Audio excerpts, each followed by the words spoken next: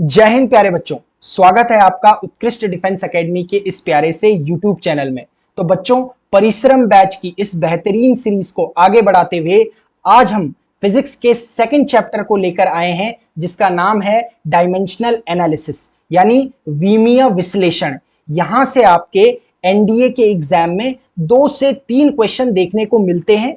अगर हम इस चैप्टर को बेहतरीन ढंग से कर लेते हैं तो वो 2 से 3 क्वेश्चन करना बहुत ही आसान हमारे लिए हो जाता है। तो शुरुआत करते हैं इस सेशन की जबरदस्त जोश के साथ, जिसमें हमारा टॉपिक है विमीय विश्लेषण यानी dimensional analysis.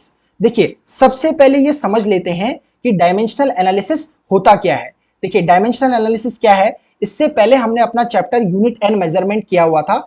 Unit and measurement में हमने क्या देखा था, फंडामेंटल यूनिट्स देखी थी और डिराइव्ड यूनिट्स देखी थी, यानी फंडामेंटल क्वांटिटीज देखी थी और डिराइव्ड क्वांटिटीज देखी थी। उसी के बेसिस पर कोई भी अगर फिजिकल क्वांटिटी होती है, कोई भी अगर मेरे पास फिजिकल क्वांटिटी होती है, इसे अगर हम एम एल और टी के टर्म्स में इस तरीके से लिखते हैं कि एम की पावर ए होती है, एल की पावर बी होती है और सी टी की पावर सी होती है। तो इस तरीके से अगर हम किसी फिजिकल क्वांटिटी को लिखते हैं, यानी भौतिक राशि को लिखते हैं, भौतिक राशि को लिखते हैं, तो ये जो तरीका लिखने का है, इसे इस भौतिक राशि की डायमेंशन कहा जाता है, यानी वीमा कहा जाता है। क्लियर है? मैंने क्या कहा कि अगर मेरे पास कोई फिजिकल क्वांटिटी है, यानी कोई भौतिक राशि है, और हम उसे किस रूप में लिख रहे हैं, फंडामेंटल यूनिट्स के रूप में लिख रहे हैं, यानी फंडामेंटल क्वांटिटीज के रूप में लिख रहे हैं। और हमारे पास फंडामेंटल क्वांटिटीज क्या है, एम एल टी, और इनमें मैंने क्या लगा दी है, पावर्स लगा दी, ए बी एंड सी।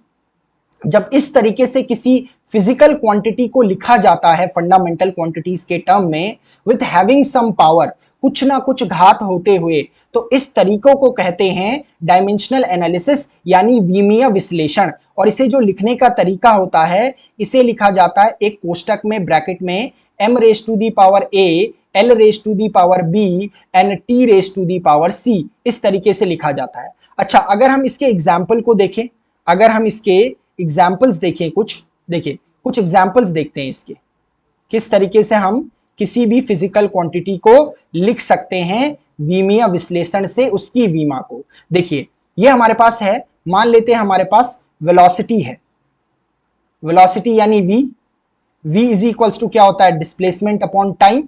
अब देखिए, d को किससे निरूपित करते हैं, लेंथ यानी l से निरूपित करते हैं, यानी मैं इसे लिख सकता हूं, l लिख सकता हूं इस तरीके से ब्रैकेट में। इस t को क्या लिख सकता हूं, कैपिटल T लिख सकता हूं। ठीक है, तो अगर मुझे डायमेंशन ऑफ v लिखनी है, तो डायमेंशन ऑफ v क्या हो जाएगी, एल टी माइनस 1। ये जो t है डिनोमिनेटर में था, ये ऊपर चला गया और इसकी पावर -1 हो गई। अब आप कहोगे कि यहां से m कहां चला गया, तो आप इसको, एक और तरीका है लिखने का, इसे लिख सकते हो m की पावर 0 एल टी माइनस 1, इस तरीके से इसे लिखा जा सकता है। m की पावर 0 क्या हो जाएगा, 1 हो जाएगा। इसी तरीके से मान लो मेरे पास क्या है, कोई दूसरी क्वांटिटी ले लेते हैं, जैसे मेरे पास क्या है, फोर्स ले लेते हैं। अब फोर्स क्या होता है, F इज इक्वल्स टू क्या होता है, ma होता है। क्लियर है? अच्छा, अब मैं इसे कैसे लिख सकता हूं, देखो, F is equals to ma होता है। अगर मुझे डायमेंशन ऑफ F लिखनी है, तो मुझे क्या करना पड़ेगा, डायमेंशन ऑफ मास लिखनी पड़ेगी, जो कि क्या होती है, कैपिटल M। ठीक है, मास की डायमेंशन क्या हो गई, कैपिटल M। फंडामेंटल यूनिट में मास को m से डिनोट किया जाता है। एसेलरेशन क्या होता है, देखो, एसेलरेशन को साइड में निकाल देते हैं। एसेलरेशन क्या होता है, v minus you upon T होता है। अच्छा, ये पूरा का पूरा वेलोसिटी हो गया। अभी अभी हमने वेलोसिटी की डायमेंशन क्या देखी है, एल टी माइनस 1 देखी है, और नीचे मेरे पास क्या आ गया, t आ गया, और अगर ये ऊपर चला जाएगा तो t की पावर -1 हो जाएगा, और इसे लिखा जा सकता है L T minus 2। It means that इसे मैं लिख सकता हूं, a की जो डायमेंशन है वो लिखी जा सकती है एल टी माइनस 2, यानी डायमेंशन ऑफ फोर्स क्या आ गया मेरे पास, एम एल टी माइनस 2 और यहीं से एसिलरेशन की जो डायमेंशन आ गई है वो LT-2 होती है, चाहे वो लीनियर एसिलरेशन हो या एसिलरेशन ड्यू टू ग्रेविटी हो, जिसे स्मॉल g से रिप्रेजेंट किया जाता है, दोनों की डायमेंशन एक ही होगी। आप डायमेंशन को निकालने के लिए, वीमा को निकालने के लिए उस फिजिकल क्वांटिटी यानी उस भौतिक राशि का फॉर्मूला भी यूज कर सकते हैं या सूत्र यूज कर सकते हैं या आप उसकी यूनिट यूज कर सकते हैं। जैसे अगर वेलोसिटी को आप देखोगे तो उसकी यूनिट जो होती है वो मीटर पर सेकंड होती है। तो मेरे पास मीटर क्या है, ये लेंथ को डिनोट करता है और पर सेकंड टाइम को डिनोट करता है, तो t-1। आप देखेंगे कि आपने जो इसकी डायमेंशन है यानी वीमा है वेलोसिटी की, वो इसके एक तो फॉर्मूले से भी निकाल ली है और एक इसके यूनिट से भी निकाल ली है। यानी आपको वीमा निकालने के लिए या तो भौतिक राशि का मात्रक पता होना चाहिए या उसकी सूत्र पता होना चाहिए, फॉर्मूला पता होना चाहिए। इसी तरीके से अगर मैं वर्क का निकालूं या क्या निकाल दूं, वर्क का निकाल दूं, तो वर्क क्या होता है हमारे पास, W इज इक्वल्स टू क्या होता है, W is equals to F into D होता है। अच्छा, अभी अभी हमने डायमेंशन ऑफ वर्क क्या हो जाएगा, अभी अभी हमने डायमेंशन ऑफ फोर्स क्या देखी है, MLT-2 देखी है, क्लियर है।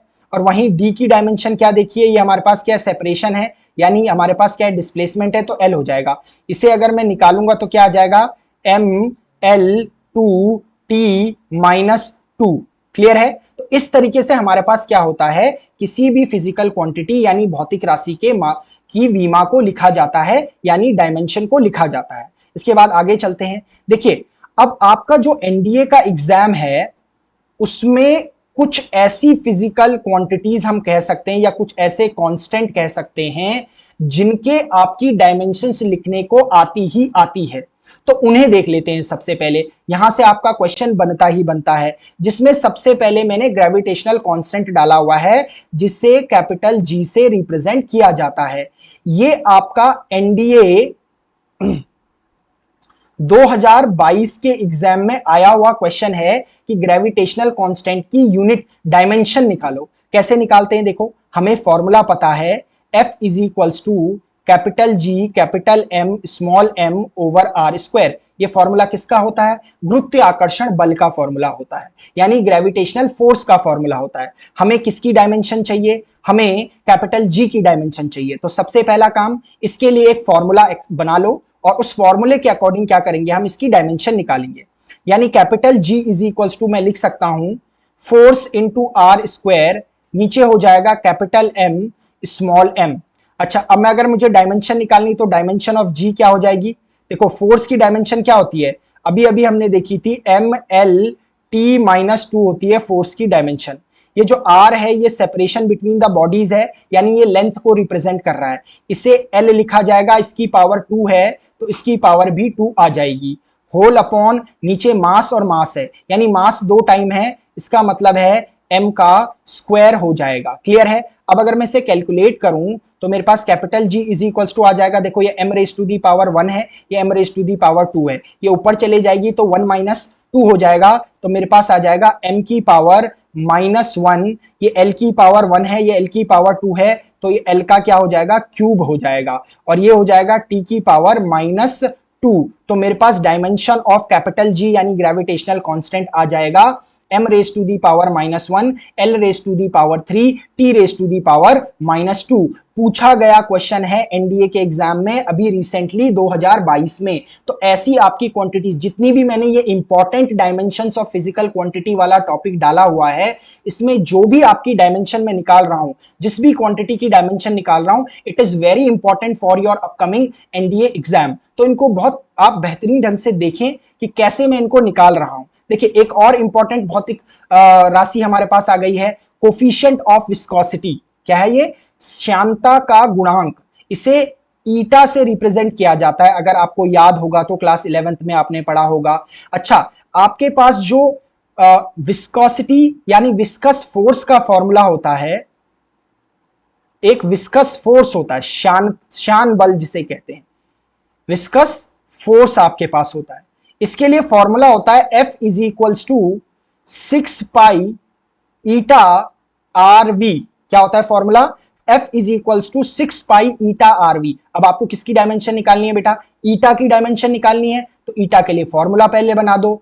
आपके पास आ जाएगा eta is equals to F upon 6 pi r v आ जाएगा। अब आपको 6 पाई तो क्या है? कांस्टेंट है, इसकी कोई यूनिट होगी नहीं, यानी कोई डायमेंशन भी नहीं होगी, तो ईटा की जो डायमेंशन हो जाएगी वो आपके पास क्या हो जाएगी? फोर्स की डायमेंशन क्या होती है?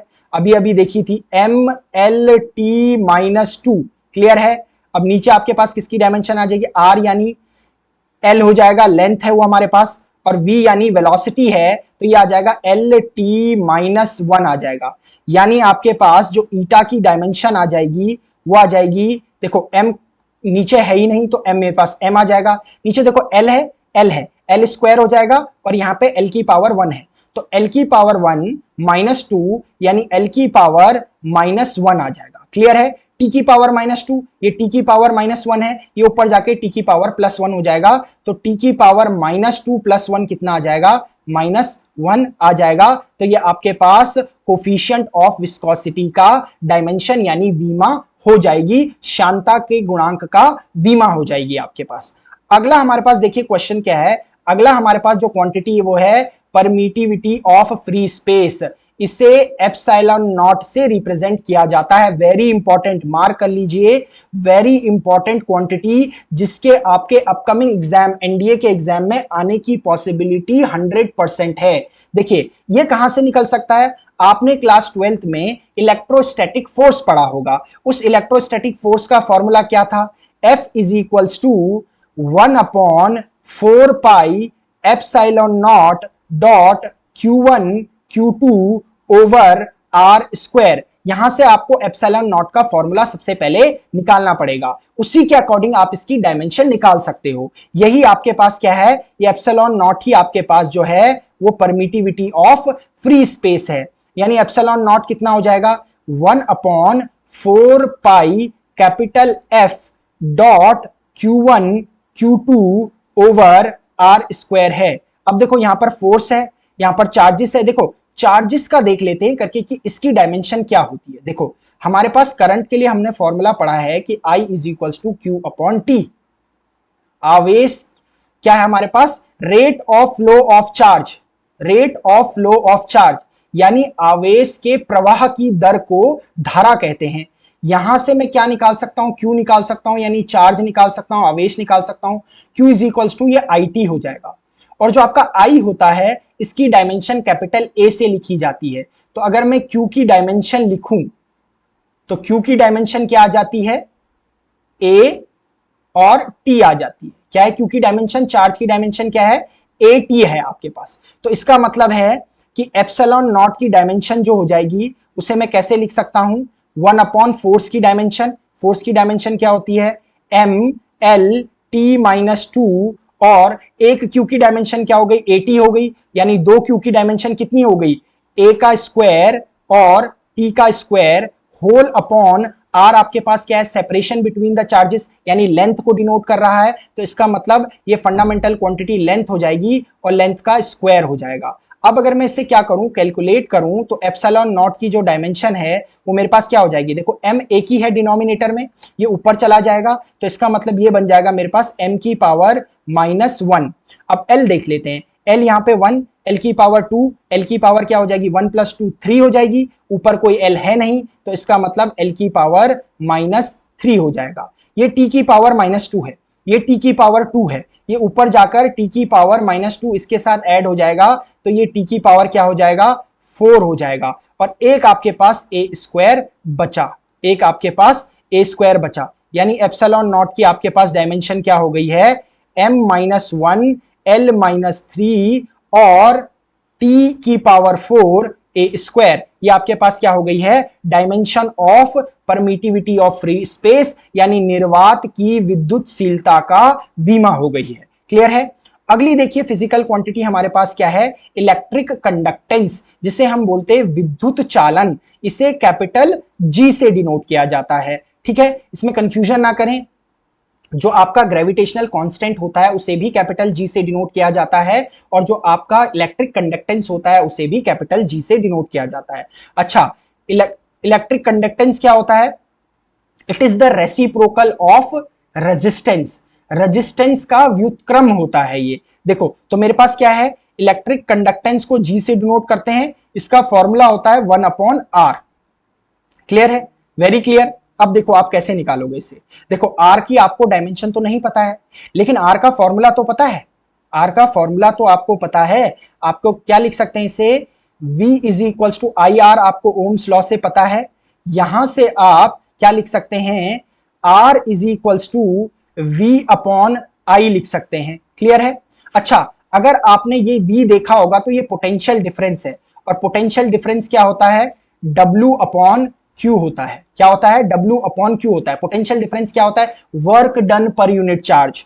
Work done per unit charge is called your potential difference. तो इसका मतलब है R को यहां से लिखा जा सकता है W/QI हो जाएगा, W/QI हो जाएगा। अच्छा, Q को क्या लिखा जा सकता है, Q को लिखा जा सकता है IT, क्योंकि Q का अपनी कोई डायमेंशन नहीं होती है। अभी अभी मैंने बताया था Q इज इक्वल्स टू आप क्या लिखोगे, IT लिखोगे, और इसकी जो डायमेंशन होती है वो AT होती है। क्लियर है, I की जो डायमेंशन होती है A होती है, और टाइम की डायमेंशन T हो गई। इसका मतलब ये W/QI को मैं क्या लिख सकता हूं, W/I इंटू I। इसका मतलब इसे मैं क्या लिख सकता हूं, W/I² T लिख सकता हूं। क्लियर है, इसे I² T लिखा जा सकता है। यानी अगर मुझे G का फॉर्मूला अब लिखना है तो क्या आ जाएगा, 1/R की वैल्यू W/I² आ जाएगा। तो I² ऊपर चला जाएगा, मैथमेटिक्स का रूल, और W नीचे आ जाएगा। अब अगर मुझे क्या निकालनी है, dimension of G, that is electric conductance निकालनी है, तो I की डायमेंशन यानी AT, A का स्क्वायर, T का स्क्वायर, T यहां पर टाइम है तो T ही रहेगा, और नीचे क्या आ जाएगा मेरे पास, अभी अभी हमने किसका निकाला था, वर्क की डायमेंशन निकाली थी, जो आपकी होती है ML2T-2। क्लियर है। अच्छा, यहां से और आगे से फॉरवर्ड क्या करते हैं, सॉल्व कर लेते हैं। तो G की डायमेंशन आपके पास क्या हो जाएगी, देखो M नीचे और ऊपर एक ही है, तो ये हो जाएगी M⁻⁻1। ठीक है। L देखो ऊपर क्या है, ऊपर एक भी L नहीं है, नीचे 2 है, तो क्या हो जाएगा L⁻⁻2। क्लियर है। अब देखो T अगर हम देखें तो 2 यहां है, और ये प्लस करके 3 हो जाएगा, और ये क्या है मेरे पास, -2 है, तो 3 - 2 कितना हो जाएगा, 1 हो जाएगा। 2 + 1 3, और ये ऊपर चले जाएगा तो 2 ऐड हो जाएगा, तो 3 + 2 5 हो जाएगा, यानी T की पावर क्या हो जाएगा, 5 हो जाएगा, और A बचा A²। क्लियर है। तो ये आपकी क्या हो जाएगी, इलेक्ट्रिक कंडक्टेंस की डायमेंशन हो जाएगी। आगे चलते हैं। देखिए अब आगे आपके पास कंडक्टिविटी यानी चालकता, इसे करते हैं सिग्मा से डिनोट। किससे करते हैं, सिग्मा से डिनोट करते हैं इसे। सिग्मा क्या होता है, कंडक्टिविटी क्या होती है, it is the reciprocal of resistivity. ये क्या है, रेजिस्टिविटी का रेसिप्रोकल है। यानी इसे कैसा लिखा जा सकता है, देखो जरा इसे कैसे लिखा जा सकता है, देखिए अब मैं इसे कैसे लिख सकता हूं, देखो 1/1 रेजिस्टिविटी का फॉर्मूला 1/ρ होता है। अच्छा, अगर आपने एक फॉर्मूला देखा होगा R is equals to ρL/A, यहीं से आप रो निकाल सकते हैं, रो इज इक्वल्स टू RA/L, यानी सिग्मा इज इक्वल्स टू आप क्या लिख सकते हैं, 1/RA/L, यानी लिख सकते हैं L/RA लिख सकते हैं। और R का देखिए अभी अभी आपने क्या देखा है, R का अभी अभी क्या देखा आपने, W/I²RT देखा है, W/I²RT देखा है। क्लियर है, क्या देखा है R का, W/I²RT, तो ये हो जाएगा W/I²RT। R का फॉर्मूला क्या हो गया, W/I²T आ रहा है आपके पास, W/I²T आ गया आपके पास। क्लियर है, यानी ये मेरे पास फॉर्मूला क्या हो गया, sigma is equals to L, देखिए W/I²RT हो जाएगा। ठीक है, तो I²RT ऊपर चले जाएगा, तो ये हो जाएगा I²T हो जाएगा, और ये WA नीचे रह जाएगा। क्लियर है। अब देखिए सिग्मा इज इक्वल्स टू, इसकी जो डायमेंशन आ जाएगी क्या आ जाएगी, लेंथ की डायमेंशन क्या होती है, L से रिप्रेजेंट करेंगे। A की डायमेंशन, करंट की डायमेंशन क्या होती है, A² होती है। क्लियर है, A² होती है हमारे पास, क्या होती है, A² होती है। अच्छा, इसको एक बार देख लेंगे, एक बार इसको जरा चेक कर लेंगे, क्रॉस चेक कर लेंगे। यहाँ पे हमने जो है गलती से ये नीचे आई स्क्वायर टी लिखा हुआ है, तो आई स्क्वायर टी का क्या मतलब है कि इसे होना चाहिए था सिर्फ, एक मिनट इसके लिए फॉर्मूला लिख लेते हैं पहले से ढंग से। देखिए जो हमारे पास कैपिटल जी का यहाँ पर है, कंडक्टेंस की है, इसमें कुछ गड़बड़ हो गई है देखिए। तो जी की हमारे पास डायमेंशन जो हो जाएगी, इसका हो जाएगा ए स्क्वायर, आई क्या होता है ए, टी का हो जाएगा कैपिटल टी, और नीचे का हो जाएगा ml2t-2। क्लियर है? अच्छा अब जी की मैं डायमेंशन यहां से निकालूंगा, तो जी की डायमेंशन मेरे पास क्या आ जाएगी, m की पावर -1। ठीक है, अब देखो l मेरे पास क्या है, यहाँ 2 है, तो ऊपर चले जाएगा तो l की पावर क्या हो जाएगा, -2 हो जाएगा। ये -2 है तो ऊपर जाके कितना हो जाएगा, t की पावर 3 हो जाएगा। t की पावर 3 हो गया तो ये a स्क्वायर हमारे पास हो गया। ये गलती से हमने क्या कर दिया था यहाँ पर कि आई की जगह एटी रख दिया था, तो ये हमें नहीं रखना है, क्योंकि हमारे पास क्या होता है, वो तो क्यू की डायमेंशन होती है आई टी, आई की तो सिर्फ ए होती है। क्लियर है? तो ये हमने यहाँ पर सही कर लिया है इसको। तो हमारे पास क्या है, अगला मेरे पास क्या था कि मेरे पास मैंने फॉर्मूला यहाँ पर बना लिया है कि सिग्मा इज इक्वल टू 1/रो होता है, R is equal to rho L/A होता है। रो के लिए फॉर्मूला निकाल दिया, रो इज इक्वल टू RA/L हो गया, और यहां से sigma is equal to L/RA हो गया। अभी हमने फॉर्मूला देखा है R is equal to W/I T होता है। तो इसको अगर हम क्या कर देंगे, यहां रख देंगे तो W नीचे हो जाएगा और I2T ऊपर चला जाएगा, जो कि चला गया है। अब इसकी डायमेंशन लिखते हैं, देखिए L की डायमेंशन L हो गई, I की डायमेंशन A स्क्वायर हो गई, T की डायमेंशन कैपिटल T हो गई। ठीक है, और नीचे मेरे पास क्या है, W है, W की डायमेंशन क्या होती है, ML2T-2 होती है। क्या होती है, ML2T-2 होती है। क्लियर है? देखिए यहां पर हमने लिखी हुई थी ML2T-2 होती है। ठीक है, अब यहां पर जो A है ये क्रॉस सेक्शन है, याद रखें ये एरिया है, ये एरिया है हमारे पास। क्लियर है? तो एरिया की क्या होती है यूनिट, L स्क्वायर होती है। क्लियर है? मीटर स्क्वायर होती है, तो L स्क्वायर इसकी क्या हो जाएगी, डायमेंशन हो जाएगी। तो यहां से जो अगेन सिग्मा की डायमेंशन आ जाएगी, देखिए सिग्मा की जो डायमेंशन आ जाएगी वो कैसे लिख सकता हूं मैं, देखो m एक ही है, m ऊपर चले जाएगा तो m की पावर -1 हो जाएगा। क्लियर है? अब देखो यहां पर एक l है और नीचे l की पावर 2, l की पावर 2 है, l की पावर 4 हो जाएगा, तो 1 माइनस l की पावर 4 यानी l की पावर -3 हो जाएगा। अब t की बारी आई, t की पावर 1 है, ये t की पावर -2 है, ऊपर जाके क्या हो जाएगा, t की पावर 3 हो जाएगा। क्या हो गया, t की पावर 3, और एक हमारे पास क्या बचा, a स्क्वायर बचा। तो this is the dimension of conductivity, चालकता। अच्छा ये मैंने आपको जो दोनों बताई है, इलेक्ट्रिकल कंडक्टिविटी G और C, G एंड सिग्मा, इनका एक बार एनडीए के एग्जाम में G/सिग्मा की डायमेंशन निकालने को आई हुई है। किसमें आई हुई है, एनडीए के प्रीवियस ईयर में अगर आप चेक करेंगे तो आपकी जो आपके पास गिवन है इलेक्ट्रिकल कंडक्टेंस और कंडक्टिविटी, इन दोनों के रेशियो की डायमेंशन निकालने को आई है। तो आपको कुछ नहीं करना है, जो आपने डायमेंशन निकाल रखी है जी की और जो सिग्मा की, उन दोनों डायमेंशन का रेशियो निकाल देना है, तो you will get the dimension of this required ratio. Clear है? आगे बढ़ते हैं। अब देखिए प्लैंक्स कांस्टेंट है, very important, one of the important dimensions. ठीक है, ये भी आपके पास इंपॉर्टेंट है, जहां पर मैं 3 स्टार लगा रहा हूं वो समझिए कि आपके अपकमिंग जो एनडीए का एग्जाम है उसके लिए बहुत ज्यादा इंपॉर्टेंट क्वेश्चन वो वहां से आने वाला है। क्लियर है? प्लैंक्स कांस्टेंट के लिए हमारे पास क्या है, देखो एनर्जी ऑफ फोटोन होता है E is equals to H nu होता है, एनर्जी ऑफ फोटोन होता है E is equals to H nu. यहां से जो H मेरे पास है ये प्लैंक्स कांस्टेंट है, तो इसके लिए फॉर्मूला निकाल देते हैं। H इज इक्वल्स टू क्या हो जाएगा, E/न्यू हो जाएगा। न्यू जहां पर क्या है, फ्रीक्वेंसी है आपके पास। तो देखिए एनर्जी की जो डायमेंशन होती है, अगर मुझे डायमेंशन ऑफ H निकालनी है तो मुझे क्या निकालना पड़ेगा, dimension of E energy upon dimension of frequency. अब जो डायमेंशन ऑफ एनर्जी होती है वो डायमेंशन ऑफ वर्क के बराबर ही होती है, क्योंकि एनर्जी और डायमेंशन एक ही क्वांटिटी होते हैं, दोनों की यूनिट जूल ही होती है। तो मेरे पास क्या आ गया, एनर्जी की डायमेंशन ML2T-2, और जो मेरे पास फ्रीक्वेंसी है, फ्रीक्वेंसी क्या होता है, 1/T होता है। क्या होता है, फ्रीक्वेंसी जो होता है वो 1/T होता है, यानी इसकी डायमेंशन क्या हो गई, T-1 हो गई। क्लियर है? तो इसकी डायमेंशन क्या हो गई, T-1 हो गई। इसका मतलब है कि जो डायमेंशन ऑफ आपके पास प्लैंक्स कांस्टेंट है वो ML2T की पावर क्या आ गया, -1 आ गया, क्योंकि ये -1 ऊपर जाके +1 हो जाएगा, तो -2 + 1 -1 आ जाएगा। क्लियर है? आगे बढ़ते हैं। देखिए अब मेरे पास, देखिए आपको जो आपका एनडीए का एग्जाम में कभी कभी उसमें आप देखोगे कि एनडीए के एग्जाम में जो है आपको पेयर सेलेक्ट करने को आता है, कि क्वेश्चन आता है कि इनमें से कौन सा ऐसा पेयर दिया हुआ है फिजिकल क्वांटिटी का जिसकी डायमेंशन आइडेंटिकल है, एक समान है, यानी एक जैसी है। तो मैंने आपको क्या कर दिए, कुछ सेलेक्टेड पेयर्स यहां पर लिख दिए हैं जिनकी डायमेंशंस आइडेंटिकल होती है, सो दैट आप इनको मेमोराइज कर पाएं और एकदम से एग्जाम में आपको निकालना ना पड़े, आप एकदम से ऑप्शन को टिक कर पाएं। जैसे देखिए मैंने क्या लिखा हुआ है, पहले लीनियर मोमेंटम और इंपल्स लिखा हुआ है।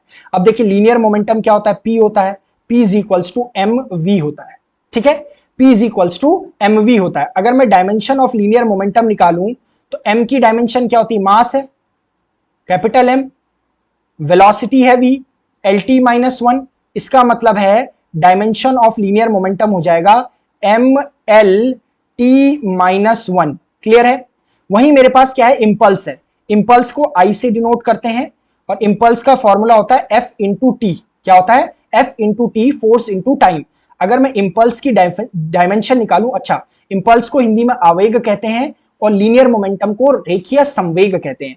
अगर मैं इंपल्स यानी संवेग का मात्रक वीमा निकालूं तो मेरे पास फोर्स की डायमेंशन क्या होती है, MLT -2 और टाइम की डायमेंशन कैपिटल T होती है। इसे कैलकुलेट करूंगा तो again you are getting MLT -1। Now you can see that कि जो आपकी लीनियर मोमेंटम है यानी रेखीय संवेग है और इंपल्स यानी संवेग आवेग का जो डायमेंशन आ रही है वो आइडेंटिकल आ रही है। तो एक ऐसा पेयर है जिसमें दोनों फिजिकल क्वांटिटी, दोनों भौतिक राशियों की वीमा समान आ रही है, आइडेंटिकल आ रही है। क्लियर है? ऐसी थोड़ी बहुत और क्वांटिटीज को देखते हैं। जैसे मेरे पास प्रेशर है, प्रेशर क्या होता है, प्रेशर होता है force per unit area.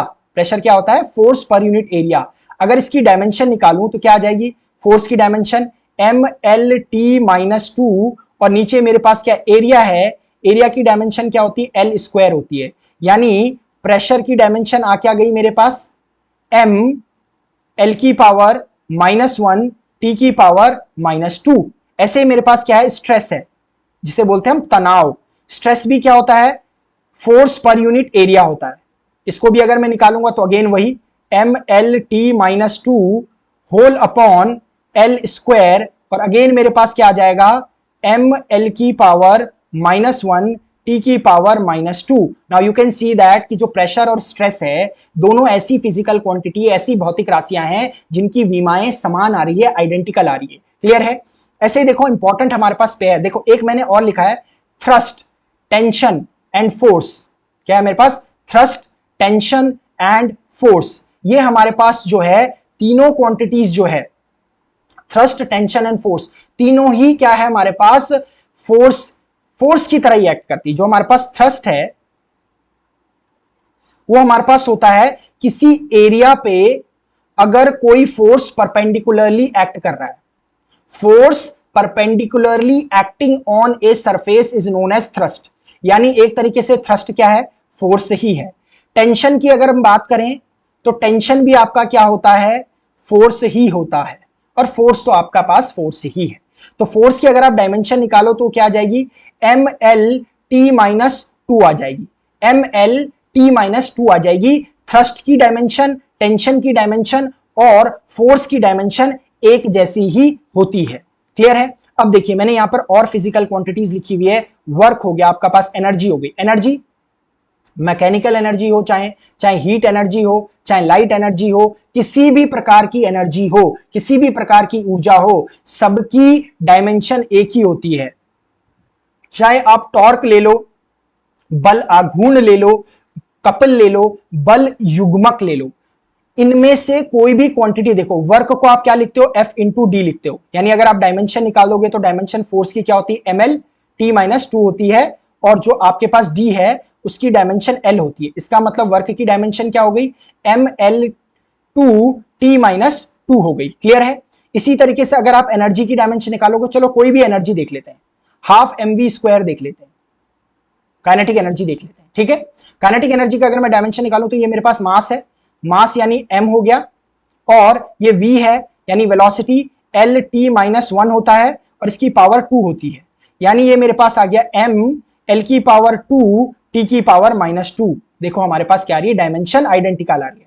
Torque यानी बल आघूर्ण, टाउ इज इक्वल्स टू क्या होता है, F इंटू डी होता है। तो मेरे पास अगेन ये भी क्या हो जाएगा, एम एल टी माइनस 2 और d मेरे पास अगेन क्या हो गया, ये भी मेरे पास क्या होता है, l होता है। तो मेरे पास फिर से डायमेंशन यानी बीमा आ गई है, M L two T minus 2 आ गई है। इसी तरीके से आपके पास जो कपल है, बल युग्म है, बल युग्म जो है उसको किससे डिनोट करते हैं, आपके पास बल युग्म को आपके पास क्या है कि देखिए आपके पास F से मैं इसे डिनोट इसे किससे डिनोट कर रहे हैं, बल युग्म को आपके पास क्या है, F डैश से डिनोट कर रहा हूं मैं, और इसे F इंटू डी ही लिखा जाता है। यानी आपकी जैसी आपके पास टॉर्क की यूनिट आ रही है वैसी ही आपके पास क्या आ जाएगी, बल युग्म की भी डायमेंशन आ जाएगी, यानी बीमा आ जाएगी। तो ये जो चारों क्वांटिटीज है, चाहे वर्क की बात करो आप, यानी कार्य की बात करें, एनर्जी ऊर्जा की बात करें, टॉर्क यानी बल आघूर्ण की बात करें, या कपल बल युग्म की बात करें, इन सबकी डायमेंशन एक समान होती है। क्लियर है। उसके बाद हमारे पास क्या है, अगला जो हमारे पास पेयर है वो है एंगुलर मोमेंटम। एंगुलर मोमेंटम को किससे डिनोट किया जाता है, कोणीय संवेग, जिसे हम एल से डिनोट करते हैं और इसका फॉर्मूला होता है mvr। अगर मैं इस कोणीय संवेग यानी L की डायमेंशन निकालूं तो M की डायमेंशन कैपिटल M होती है, वेलोसिटी की डायमेंशन हमारे पास LT माइनस 1 होती है, और R मेरे पास क्या है, रेडियस, तो इसकी डायमेंशन L हो जाएगी। तो मेरे पास अगर डायमेंशन देखूं मैं कंप्लीट संवेग की यानी एंगुलर मोमेंटम की, तो M L2 T माइनस 1 हो जाएगी। इसी तरीके से अगर आपने प्लांक्स कांस्टेंट के लिए, मैंने आपसे क्या कहा था, प्लांक्स कांस्टेंट के लिए आप फॉर्मूला यूज करते हो E is equals to H nu. यहां से H अगर आप निकालोगे तो E अपॉन न्यू आ जाएगा, और E की जो आपके पास डायमेंशन होती है वो होती है ML2 T माइनस 2, और आपके पास जो नीचे है वो V है, न्यू है, इसकी डायमेंशन होती है T माइनस 1। इसका मतलब आपकी डायमेंशन ऑफ H हो जाएगी ML2 T minus 1 which is identical to कोणीय संवेग यानी एंगुलर मोमेंटम के बराबर जिसकी विमा है। तो ये आपके पास एक ऐसा पेयर हो गया जिसकी डायमेंशन क्या है, आइडेंटिकल है। क्लियर है। अब देखिए आगे, देखिए हमारे पास अगला जो टॉपिक है, अगर देखिए आप ना बेटा, इतने जो मैंने आपको आइडेंटिकल डायमेंशंस के पेयर बताए हैं, यानी एक समान विमा के युग्म बताए हैं, अगर आप इनको पढ़ लें तो आपका जो एनडीए का एग्जाम है इससे बाहर कहीं नहीं पूछने वाला है। जो भी पेयर देगा यहीं से देगा, बिल्कुल कहीं इससे बाहर नहीं देने वाला है। तो इनको आप रिवाइज कर लें, समझ लें एक बार, इजीली आप इनको वहां पर मार्क कर पाएंगे। क्लियर है। देखिए तो अगला टॉपिक हमारे पास है क्लासिफिकेशन ऑफ क्वांटिटीज, यानी राशियों का वर्गीकरण। अब देखिए ये जो डायमेंशनल एनालिसिस हमने पढ़ा है ना, ये जो डायमेंशनल एनालिसिस हमने पढ़ा है, यानी जिसे हम विमीय विश्लेषण बोल रहे हैं, उसके आधार पे जो राशियों का वर्गीकरण किया गया है वो चार तरीके से किया गया है। एक हमारे पास क्या होती है, डायमेंशनल वेरिएबल्स होते हैं जिन्हें विमीय चर कहा जाता है। एक हमारे पास नॉन डायमेंशनल वेरिएबल्स होते हैं जिन्हें गैर विमीय चर कहा जाता है। एक third one is your dimensional constants, जो विमीय नियतांक है। नॉन डायमेंशनल कांस्टेंट्स गैर विमीय नियतांक है।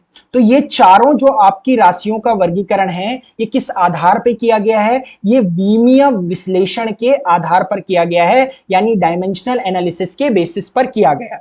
अब हम इनको इंडिविजुअली पढ़ेंगे। देखिए सबसे पहले हमारे पास क्या है, डायमेंशनल वेरिएबल है। यहां से आप ध्यान रखिए बच्चों, बहुत इंपॉर्टेंट है कि इसमें से कोई ना कोई पूछा जाएगा एनडीए के एग्जाम में। बिल्कुल यहां से क्या है, ये आपका इंपॉर्टेंट टॉपिक है, इसे मार्क कर लें कि आपके एनडीए के एग्जाम के लिए बहुत ज्यादा इंपॉर्टेंट टॉपिक है। क्लियर है, इसीलिए मैं इसमें 4 स्टार बना रहा हूं। तो पहले हमारे पास क्या है, डायमेंशनल वेरिएबल्स यानी विमीय चर। इसको समझ लेते हैं। देखो डायमेंशनल वेरिएबल्स होते क्या है, विमीय चर क्या होते हैं, ये ऐसे आपके पास फिजिकल क्वांटिटीज होती है विच पोजेसेस डायमेंशन, जिनमें डायमेंशन होती है, यानी आपके क्या करती हैं, दे पोजेसेस डायमेंशन, इनमें डायमेंशन होती है, लेकिन इनकी कांस्टेंट वैल्यू नहीं होती है, do not have constant value, यानी इनकी डायमेंशन होती है लेकिन इनकी वैल्यू कांस्टेंट नहीं होती है। जैसे अगर मैं एग्जांपल की अगर इनकी बात करूं तो एग्जांपल जैसे मैं ले लूं एरिया, अब आप देखो एरिया कैसी क्वांटिटी है, एक एरिया ऐसी क्वांटिटी है जो कांस्टेंट नहीं होता है। एरिया हर एक प्लेन का अलग अलग एरिया हो सकता है, ठीक है, बट इसकी अपनी एक डायमेंशन होती है। एरिया की डायमेंशन आपके पास क्या होती है, एल स्क्वायर होती है, और इसे आप लिख सकते हो कि m0 एल स्क्वायर t0 लिख सकते हो। क्लियर है, कोई कंफ्यूजन तो नहीं है। इसी तरीके से अगर और एग्जांपल की बात करूं मैं, वॉल्यूम हो गया मेरे पास, इसकी भी अपनी डायमेंशन होती है लेकिन इसकी वैल्यू कांस्टेंट नहीं होती है। ऐसे ही मैं करूं तो वेलोसिटी मेरे पास हो गया, ऐसी मैं करूं तो फोर्स मेरे पास हो गया, ऐसी देखें तो मेरे पास वर्क हो गया, ऐसी मैं और देखूं तो मेरे पास मोमेंटम हो गया। यानी ये सारी एरिया, क्षेत्रफल, वॉल्यूम हमारे पास आयतन, वेलोसिटी वेग, फोर्स हमारे पास बल, वर्क हमारे पास क्या हो गया कार्य, मोमेंटम हमारे पास क्या हो गया संवेग। ये सारी की सारी जो क्वांटिटीज मैंने लिखी हुई है फिजिकल क्वांटिटीज, इनमें डायमेंशन इनकी होती है पर इनकी वैल्यू फिक्स नहीं होती है, यानी कांस्टेंट नहीं होती है। और ऐसी जितनी भी फिजिकल क्वांटिटीज होती है जिनकी डायमेंशन होती है और जिनकी वैल्यू फिक्स नहीं होती है, कांस्टेंट नहीं होती है, उन्हें कहते हैं विमीय चर यानी डायमेंशनल वेरिएबल्स। क्लियर है, आगे बढ़ते हैं। अब मेरे पास है नॉन डायमेंशनल वेरिएबल्स। इनकी कहानी क्या है देखो जरा। जो नॉन डायमेंशनल वेरिएबल्स होते हैं ना बेटा, दे do not have dimension, do not have dimension, इनकी अपनी डायमेंशन नहीं होती है, एंड नो कांस्टेंट वैल्यू, इनकी कोई कांस्टेंट वैल्यू नहीं होती है। ठीक है, एक तो इनकी क्या नहीं होती है, डायमेंशन नहीं होती है, और नो कांस्टेंट वैल्यू, कोई कांस्टेंट वैल्यू नहीं होती है। अगर मैं एग्जांपल देखूं तो एग्जांपल में सबसे पहले स्ट्रेन आता है। स्ट्रेन क्या होता है, इसे कहते हैं विकृति। क्या कहते हैं, विकृति कहते हैं। अगर स्ट्रेन की बात करें तो स्ट्रेन क्या होता है, स्ट्रेन को अगर आप पढ़ा होगा अपने क्लास 11th में, it is ratio of change in dimension upon actual dimension, यानी वीमा में जितना परिवर्तन हुआ है अपॉन जो एक्चुअल में उसकी वीमा है। क्लियर है, तो ये देखो क्या है हमारे पास, change in dimension upon change in dimension, वीमा में बदलाव बट्टे ओरिजिनल डायमेंशन। तो मतलब सेम क्वांटिटी का रेशियो है तो ये क्या हो जाएगा, कैंसिल आउट हो जाएगा, कोई यूनिट ही नहीं होगी। जब कोई यूनिट नहीं होगी तो इसका मतलब ये क्या है, इसके पास कोई अपनी डायमेंशन नहीं है और कोई कांस्टेंट वैल्यू भी नहीं है। तो ऐसे हमारे पास जो भौतिक राशियां उन्हें गैर विमीय चर कहा जाता है, यानी नॉन डायमेंशनल वेरिएबल्स कहा जाता है। अगर और एग्जांपल्स की बात करूं तो एंगल हो गया हमारे पास। अगर आपने एंगल देखा होगा तो एंगल इज इक्वल्स टू क्या होता है, आर्क अपॉन रेडियस, यानी चाप बट्टे त्रिज्या। और अगर आप देखोगे तो ये दोनों एक ही भौतिक राशि को रिप्रेजेंट कर रहे हैं, यानी लेंथ को रिप्रेजेंट कर रहे हैं, तो कुछ भी नहीं मिलेगा हमें यहां से, इनका रेशियो क्या हो जाएगा, कांस्टेंट हो जाएगा। क्लियर है, इसी तरीके से हमारे पास एक और है वेरी फेमस पॉइजन्स रेशियो कहते हैं इसे। क्या कहते हैं, पॉइजन्स रेशियो कहते हैं। और अगर पॉइजन्स रेशियो देखो तो इसकी जो हमारे पास फॉर्मूला होता है वो होता है lateral strain over longitudinal strain. Strain यानी स्ट्रेन अपॉन स्ट्रेन है। देखो रेशियो क्या है, स्ट्रेन अपॉन स्ट्रेन है, एक लेटरल स्ट्रेन है, एक लॉन्गिट्यूडनल स्ट्रेन है। भाई यूनिट तो एक ही होगी, कैंसिल आउट हो जाएगा। इसका मतलब पॉइजन्स रेशियो भी जो है आपका पास क्या है, एक एग्जाम्पल है किसका, नॉन डायमेंशनल वेरिएबल का, क्योंकि इसकी भी अपनी कोई डायमेंशन नहीं होगी और इसकी वैल्यू क्या होगी, do not have a constant value. यहां पर एक और हमारे पास होती है very famous relative density. Relative density का मतलब है हम दो डेंसिटीज को कंपेयर कर रहे हैं, यानी न्यूमरेटर में भी डेंसिटी होगी और डिनोमिनेटर में भी डेंसिटी होगी। तो भाई क्या होगा, सेम क्वांटिटी का रेशियो है तो फिर से इसकी कोई डायमेंशन नहीं होगी। वैसे हमारे पास जो रिलेटिव डेंसिटी होती है उसे बोलते हैं density of material, density of material upon density of water at 4 degree Celsius. Clear है, यानी सेम है, डेंसिटी का रेशियो है, इसका मतलब हमारे पास क्या है कि इसकी अपनी कोई डायमेंशन नहीं होगी, कोई यूनिटी नहीं होगी, कैंसिल आउट हो जाएंगी यूनिट्स, तो इसकी यूनिटी नहीं होगी तो कोई डायमेंशन नहीं होगी, और दूसरा इसकी कोई फिक्स यानी कांस्टेंट वैल्यू नहीं होती है। तो ऐसी quantities which do not have dimension and they do not have any constant value, those are called non dimensional variables या गैर विमीय चर उन्हें कहा जाता है। जो तीसरा हमारे पास है that is your dimensional constant। क्या हमारे पास डायमेंशनल कांस्टेंट। अब डायमेंशनल कांस्टेंट क्या होते हैं, डायमेंशनल कांस्टेंट क्या होते हैं, दे पोजेसेस डायमेंशन, दे पोजेसेस डायमेंशन, दे पोजेसेस डायमेंशन, और ये डायमेंशनल कांस्टेंट है तो that is why they have constant value, इनकी एक नियत मान होता है, इनकी अपनी डायमेंशन भी होती है और इनका नियत मान भी होता है। जैसे अगर आप एग्जाम्पल की बात करें तो एग्जाम्पल में जो सबसे पहला है, एग्जाम्पल में प्लांक्स कांस्टेंट, प्लांक्स कांस्टेंट अगर आपने देखा होगा तो हमने अभी अभी इसकी डायमेंशन निकाली थी, क्लियर है, इसे h से डिनोट किया जाता है प्लांक्स कांस्टेंट को, और इसकी वैल्यू होती है 6.626 इंटू 10⁻⁻34 जूल सेकेंड। क्या होती है, 6.626 इंटू 10⁻⁻34 जूल सेकेंड। इसकी डायमेंशन हमने देख ली है। दूसरा हमारे पास क्या है, Boltzmann constant, Boltzmann constant, Boltzmann constant को k से डिनोट किया जाता है और इसकी जो हमारे पास वैल्यू होती है 1.381 इंटू 10⁻⁻23 जूल पर केल्विन होता है। ठीक है, थर्ड हमारे पास अभी अभी पड़ी हुई है ग्रेविटेशनल कांस्टेंट, ग्रेविटेशनल कांस्टेंट, और ग्रेविटेशनल जो कांस्टेंट होता है उसे कैपिटल G से डिनोट किया जाता है और इसकी वैल्यू कितनी होती है 6.7 इंटू 10⁻⁻11 न्यूटन मीटर स्क्वायर पर केजी स्क्वायर। अब आप देख रहे होंगे कि इनकी अपनी यूनिट है, और जब किसी फिजिकल क्वांटिटी की यूनिट होती है बेटा तो उसकी वीमा भी होती है, यानी उसकी डायमेंशन भी होती है। और इनकी क्वांटिटीज आप देखो, ये जो वैल्यू होती है ना, ये फिक्स वैल्यूज है, ये चेंज नहीं होती है, ये क्या है, फिक्स वैल्यूज है। दैट इज व्हाई हम कह रहे हैं कि they possesses dimension and they have constant value. और ऐसी भौतिक राशियां जिनके पास डायमेंशन होती है पर एक नियत मान नहीं होता है, ऐसी राशियों को कहा जाता है विमीय नियतांक यानी डायमेंशनल कांस्टेंट। ठीक है, आगे बढ़ते हैं। हमारे पास फोर्थ है नॉन डायमेंशनल कांस्टेंट्स। अब नॉन डायमेंशनल कांस्टेंट्स में क्या होता है कि इनके पास they do not have dimension, इनके पास डायमेंशन नहीं होती है, and they do not change, ये चेंज भी नहीं होती है। इनके पास डायमेंशन भी नहीं है और ये चेंज भी नहीं होती है। जैसे अगर एग्जाम्पल की बात करें तो जूल्स कांस्टेंट होता है हमारे पास, क्या होता है, जूल्स कांस्टेंट होता है, इसको J से रिप्रेजेंट कर जाता है। इसकी वैल्यू होती है 4.2 जूल, इसकी वैल्यू होती है 4.2 जूल के बराबर होती है। क्लियर है, इसकी वैल्यू जो होती है वो 4.2 होती है। क्या होती है हमारे पास, 4.2 होती है।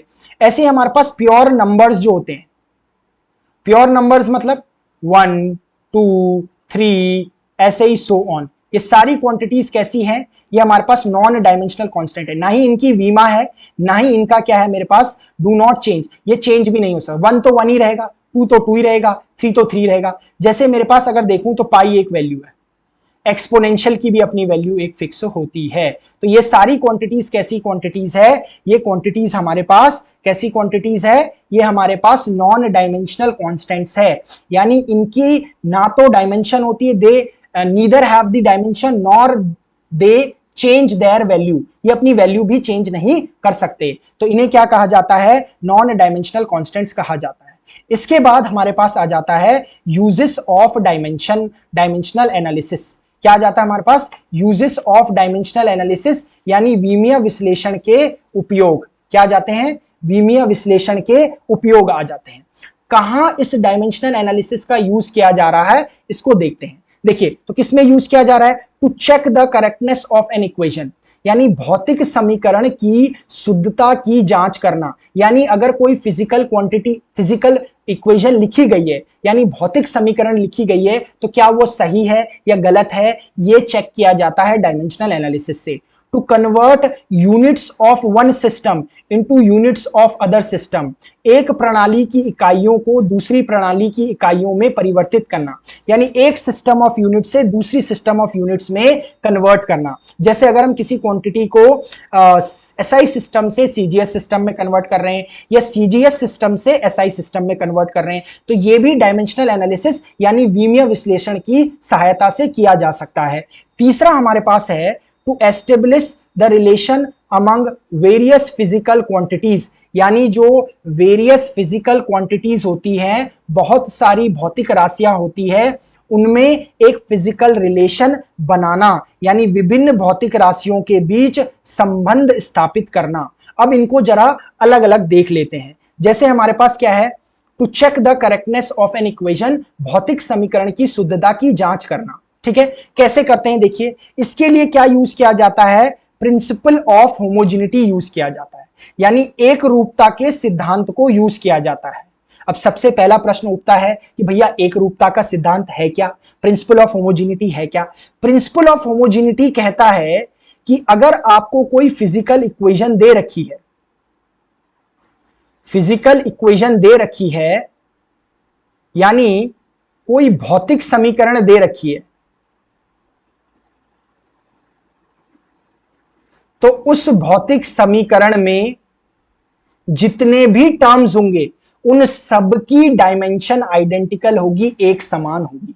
क्या कहा मैंने कि प्रिंसिपल ऑफ होमोजेनिटी एक रूपता का सिद्धांत कहता है, जो भौतिक समीकरण या आपके पास फिजिकल इक्वेशन है उसमें जितने भी टर्म्स है उन हर एक टर्म की जो डायमेंशन होती है, वीमा होती है, वो आइडेंटिकल होती है। जैसे एग्जाम्पल ले लेते हैं बेटा, एग्जाम्पल के लिए अगर मैं देखूं, एग्जाम्पल के लिए अगर मैं मेरे पास देखूं तो मेरे पास एक इक्वेशन है v is equals to u plus at. ये अगर आपको याद आ रहा होगा तो ये फर्स्ट इक्वेशन ऑफ मोशन है, फर्स्ट इक्वेशन ऑफ मोशन, गति की प्रथम समीकरण है ये मेरे पास। अब आप जरा देखो इसमें कितने टर्म है, 1 2 3। जब मल्टीप्लाई और डिवाइड में किया जाता है दो टर्म्स को तो उसे एक ही टर्म माना जाता है समीकरण में। क्लियर है, तो मेरे पास कितने टर्म है, तीन टर्म है। अब देखते हैं जरा, क्योंकि हमें पता है v is equal to ut, तो क्या आपके पास एक ऑथेंटिक इक्वेशन है, इसके पास हमारे पास प्रूफ भी है, तो मतलब ये गलत नहीं है। चलो इसे एक रूपता के सिद्धांत से प्रूफ करके देखते हैं। जो देखो डायमेंशन ऑफ v मेरे पास क्या आ जाएगा, LT माइनस 1 आ जाएगा, आएगा। क्लियर है बेटा, ऐसे ही डायमेंशन ऑफ u यानी इनिशियल वेलोसिटी की डायमेंशन, वेलोसिटी ही तो है, LT माइनस 1 आ जाएगा।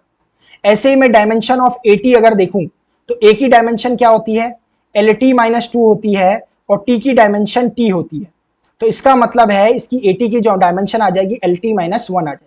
क्लियर है, इसका मतलब देख रहे होगे आप, जो ये V टर्म है इसकी डायमेंशन भी LT माइनस 1 है, ये जो U टर्म है इसकी डायमेंशन भी LT माइनस 1 है, और जो AT टर्म है इसकी डायमेंशन भी LT माइनस 1 है। इसका मतलब है कि आपके पास ये जो इक्वेशन गिवन है, ये आपकी इक्वेशन कैसी है, बिल्कुल करेक्ट इक्वेशन है। इससे हमें किससे पता चला, ये प्रिंसिपल ऑफ होमोजेनिटी से पता चला। क्लियर है, तो प्रिंसिपल ऑफ होमोजेनिटी कहता है कि जो भी फिजिकल इक्वेशन हमारे पास है, भौतिक समीकरण है, अगर वो सही है, करेक्ट है, तो उसके हर एक टर्म की जो डायमेंशन होगी, वीमा होगी, वो आइडेंटिकल होगी, एक समान होगी। क्लियर है, इसी के आधार पर हम कुछ इक्वेशंस को जरा चेक करते हैं। जैसे मेरे पास क्या है, half mv square is equals to mgh लिखा हुआ है, तो जो मैंने ये इक्वल लिखा हुआ है इन दोनों इक्वेशंस को, क्या ये सही है, चेक कर लेते हैं जरा। पहले dimension of half mv square निकाल कर देख लेते हैं, ये काइनेटिक एनर्जी आपकी, डायमेंशन निकाल देते हैं। देखो मास की डायमेंशन क्या है,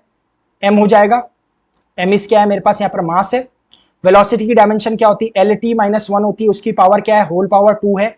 अगर मैं डायमेंशन निकालूं इस टर्म की पूरे, तो ML2T माइनस 2 आ जाएगा। क्लियर है, ऐसे ही मैं अगर डायमेंशन ऑफ mgh निकालूं, पोटेंशियल एनर्जी होती है, m मेरे पास डायमेंशन ऑफ मास हो गई, g मेरे पास क्या है, एक्सेलरेशन ड्यू टू ग्रेविटी है, एक्सेलरेशन ड्यू टू ग्रेविटी है मेरे पास। ठीक है, तो ग्रेविटी की वजह से एक्सेलरेशन की यूनिट क्या हो जाएगी, वो भी मेरे पास LT माइनस 2 होगी, जैसे नॉर्मल एक्सेलरेशन की होती है। h मेरे पास हाइट है, यानी क्या है, वो डिस्टेंस है, उसकी डायमेंशन L हो जाएगी। अगर आप इसे कैलकुलेट करोगे तो you will get ml2t-2। Again you are getting the same dimension as you are getting for the first term, है ना। जैसा आपको फर्स्ट टर्म के लिए डायमेंशन मिल रही है ml2t-1, वैसी आपको क्या मिल रही है दूसरे टर्म के लिए भी मिल रही है। इसका मतलब जो मैंने ये इक्वेशन लिखी हुई है half mv² is equals to mgh, ये बिल्कुल क्या है, सही इक्वेशन है, करेक्ट इक्वेशन है। अगले एग्जाम्पल की तरफ चलते हैं। तो मैंने क्या लिखा हुआ है, Fs is equals to half mv² minus half mu²। अगर आपको याद आ रहा होगा तो ये इक्वेशन कौन सी इक्वेशन है, ये वर्क एनर्जी थ्योरम है, ये वर्क एनर्जी थ्योरम होगी। अगर आपको याद आ रहा होगा क्लास 11th में तो काइनेमेटिक्स का चैप्टर, तो ये आपके पास क्या है, वर्क एनर्जी एंड पावर वाला चैप्टर, ठीक है। वर्क एनर्जी एंड थ्योरम आपके पास है, चेक कर लेते हैं। देखो जरा इसमें कितने टर्म है बेटा, 3 टर्म है, 1 2 3 टर्म्स। एक है Fs, एक है हाफ mv², एक है हाफ mu²। क्लियर है, पहले Fs को निकाल लेते हैं, Fs की डायमेंशन निकालते हैं। F क्या है, फोर्स है, तो ये मेरे पास आ जाएगा mlt-2 आ जाएगा। S क्या है, डिस्प्लेसमेंट है, तो मेरे पास क्या आ जाएगा, उसके लिए L आ जाएगा। इसका मतलब ये क्या आ जाएगा, ml2t-2 आपके पास आ जाएगा। क्लियर है।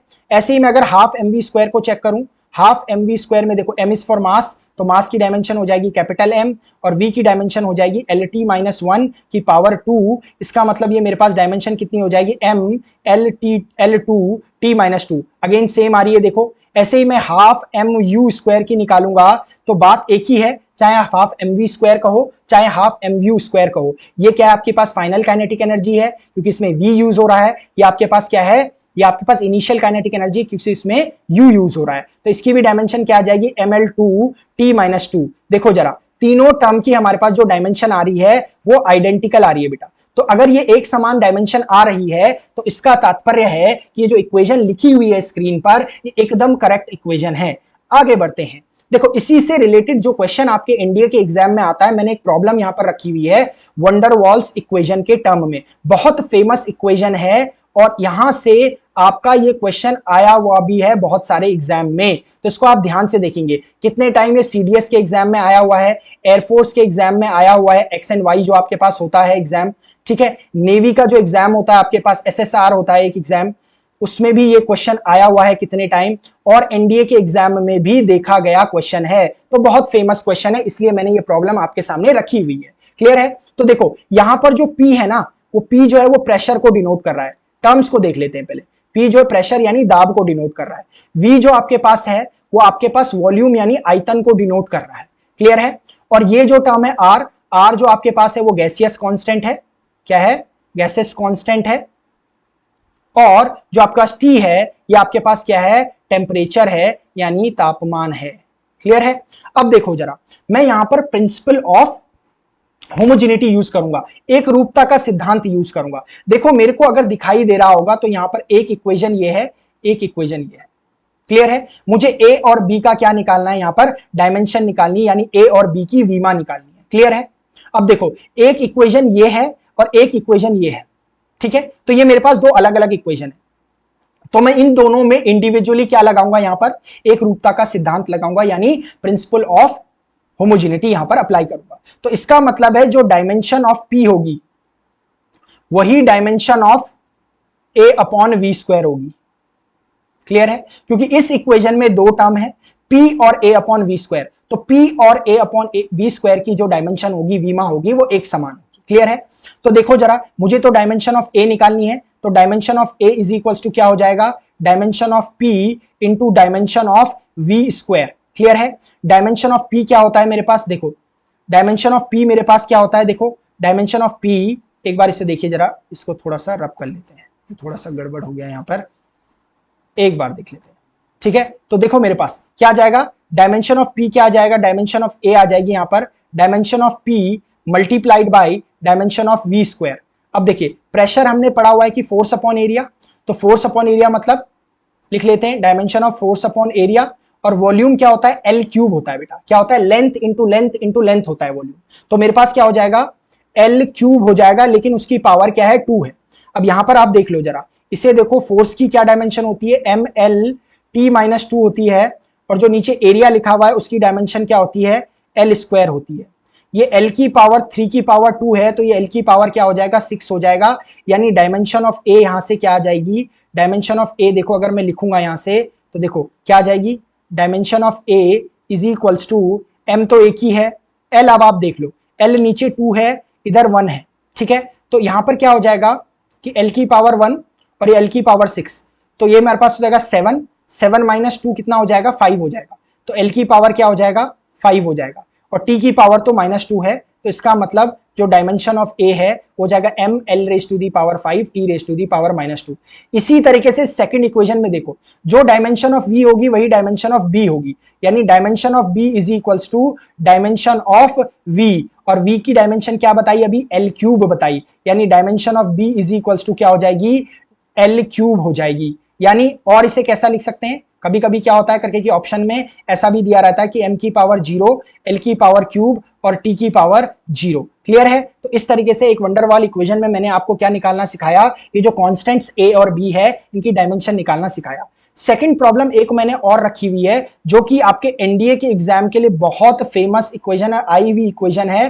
देखो हमारे पास क्या रखा हुआ है, f is equals to a under root x plus b t square, f is equal to a under root x plus b t square, जहां पर f क्या है, फोर्स है, x क्या है, डिस्टेंस है, और t क्या है, यहां पर टाइम है। क्लियर है। तो देख लेते हैं इसको जरा, हमारे पास हमें किसकी डायमेंशन निकालनी है, a अपॉन b की डायमेंशन निकालनी है। तो a अपॉन b की डायमेंशन निकालने के लिए क्या करना पड़ेगा, पहले a की डायमेंशन निकाल दो, फिर b की डायमेंशन निकाल दो और दोनों का रेशियो ले लो। क्लियर है। तो देख लेते हैं हमारे पास, अब देखो मेरे पास इक्वेशन क्या गिवन है, f is equal to a under root x plus b t square. अब आपको दिखाई दे रहा होगा इसमें 3 टर्म है, 1 टर्म 2 टर्म 3 टर्म, तीनों की डायमेंशन क्या हो जाएगी, आइडेंटिकल होगी, किसके अनुसार, एक रूपता के सिद्धांत के अनुसार, प्रिंसिपल ऑफ होमोजेनिटी के अकॉर्डिंग। क्लियर है। तो इसका मतलब है कि dimension of a under root x is equals to dimension of force. अब मुझे तो डायमेंशन ऑफ a निकालनी है, तो dimension of a is equals to dimension of force, यानी फोर्स की वीमा upon dimension of under root x. अब देखो जरा, डायमेंशन ऑफ फोर्स क्या होती है, डायमेंशन ऑफ फोर्स होती है एम एल टी माइनस 2, और अगर आप देखोगे तो x के लिए क्या यूज बोला गया है, x डिस्टेंस है, यानी x की डायमेंशन क्या हो जाएगी, l हो जाएगी, लेकिन ये क्या है, रूट में है, तो इसे मैं क्या लिख सकता हूं, अंडर रूट ऑफ x को लिख सकता हूं x raise to the power 1/2। तो इसका मतलब ये हो जाएगा l की पावर 1/2। क्लियर है। तो मेरे पास डायमेंशन आ जाएगी, a की डायमेंशन क्या आ गई है, a की डायमेंशन आ गई m।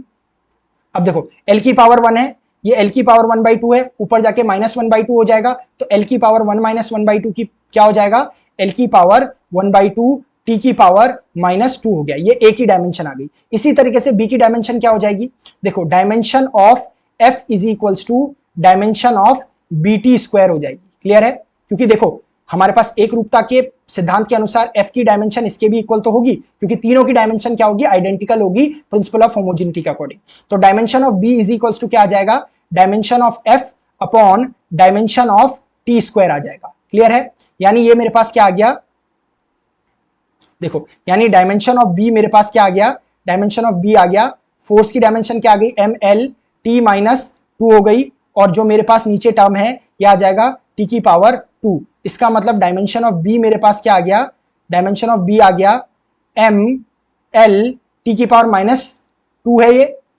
-2, ये ऊपर जाके माइनस हो जाएगा, t की पावर -4 हो जाएगा।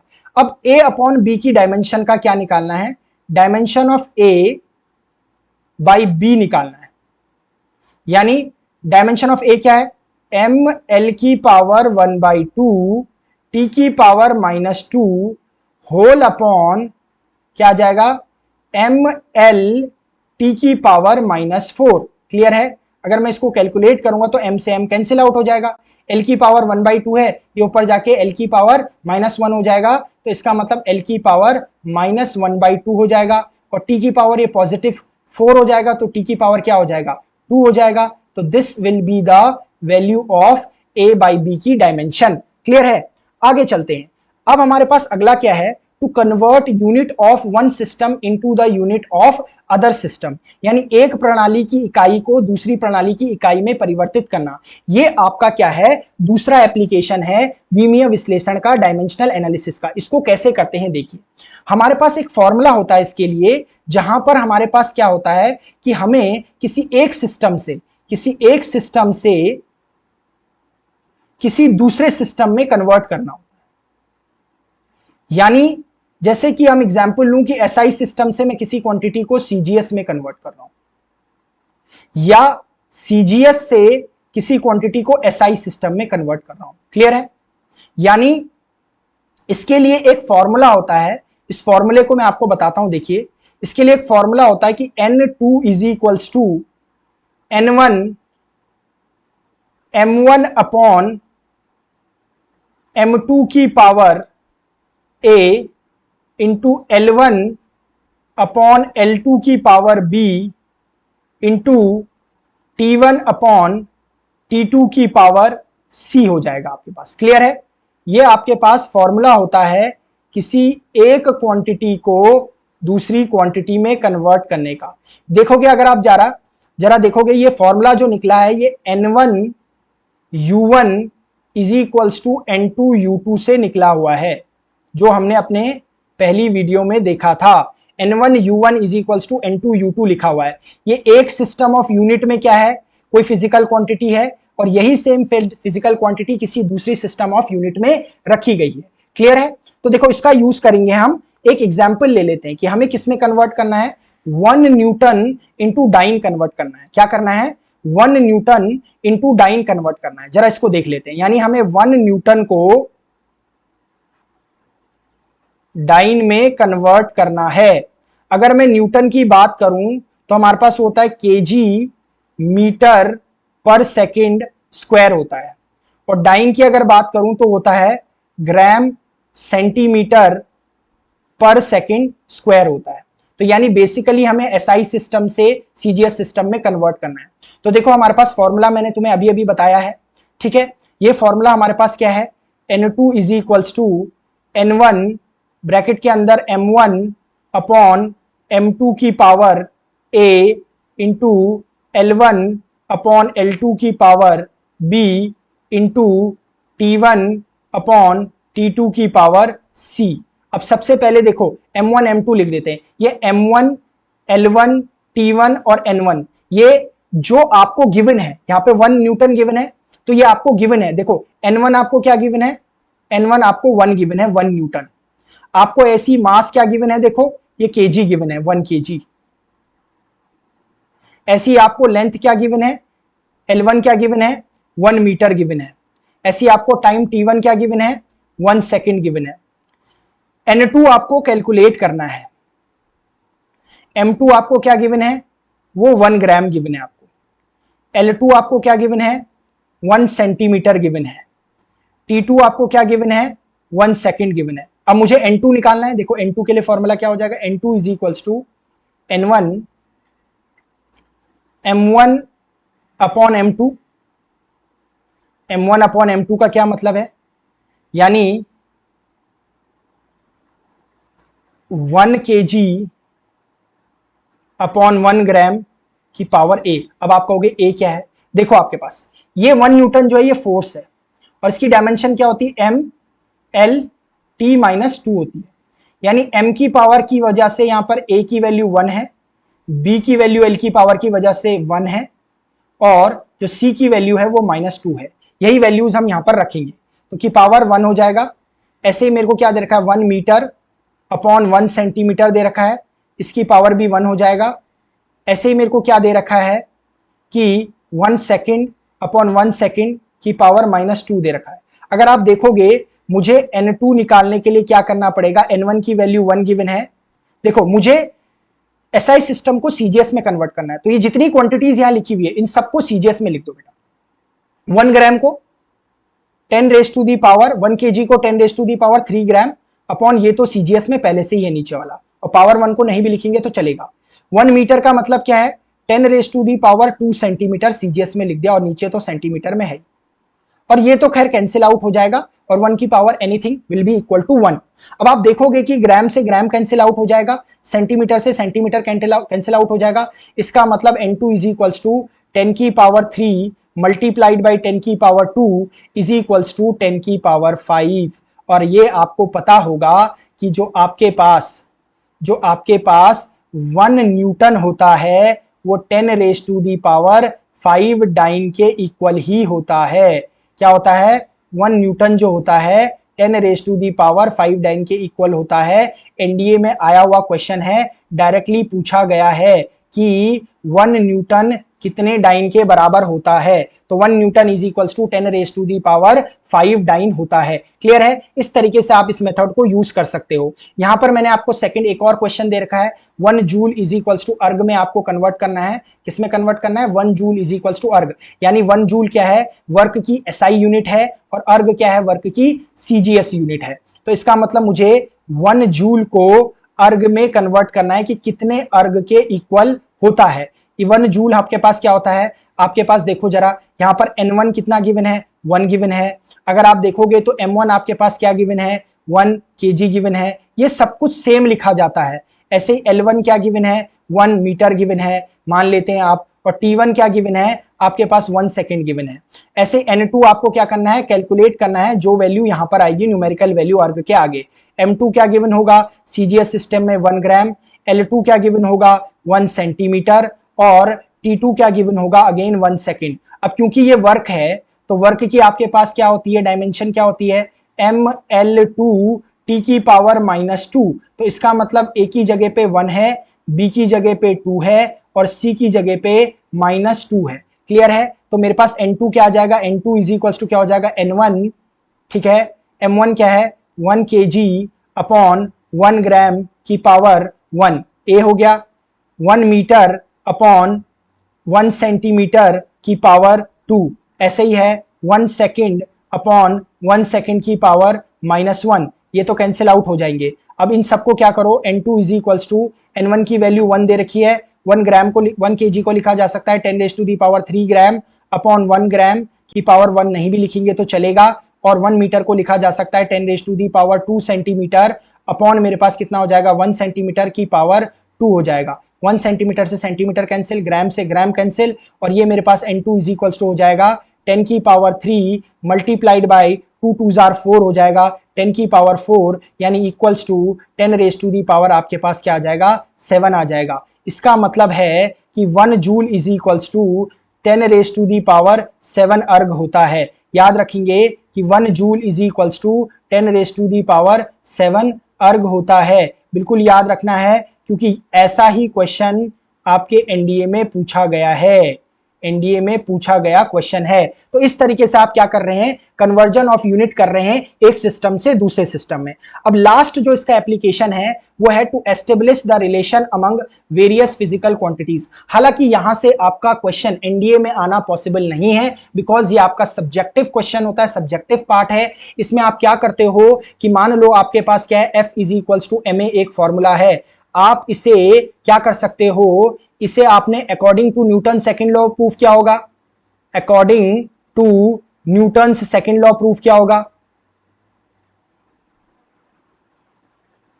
वहां से प्रूफ क्या होगा? बट इसे हम डायमेंशनल एनालिसिस से भी प्रूव कर सकते हैं, यानी विमीय विश्लेषण से भी प्रूव कर सकते हैं। जितने भी आपके रिलेशन आपको देखने को मिलेंगे फिजिक्स में, जो फिजिकल क्वांटिटीज के बीच में है, वो सारे के सारे आप डायमेंशनल एनालिसिस से प्रूव कर सकते हैं।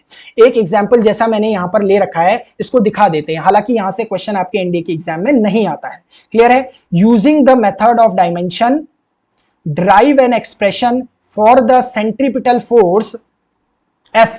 आपको फोर्स के लिए क्या निकालना है? एक एक्सप्रेशन निकालना है acting on a particle of mass m, जो किस पर लग रहा है? मास m पर लग रहा है, विथ वेलोसिटी v, जो क्या है? मास v वेलोसिटी में है, और सर्कल ऑफ रेडियस r, और किस सर्कुलर पाथ में? r रेडियस के सर्कुलर पाथ में।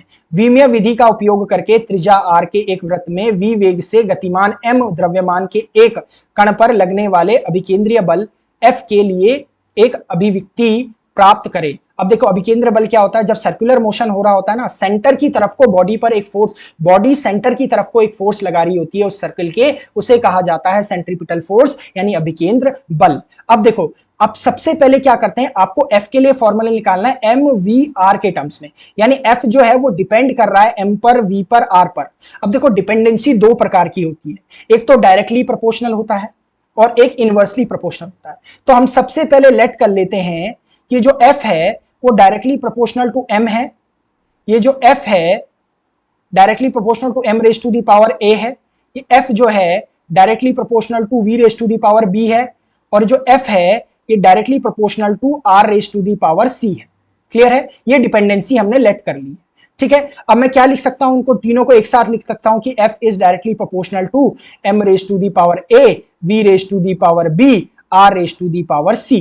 क्लियर है, इसी तरीके से मैं इसे लिख सकता हूं f is equals to k, proportionality sign को हटाने के लिए m raise to the power a, v raise to the power b, r raise to the power c लिख सकता हूं इसे।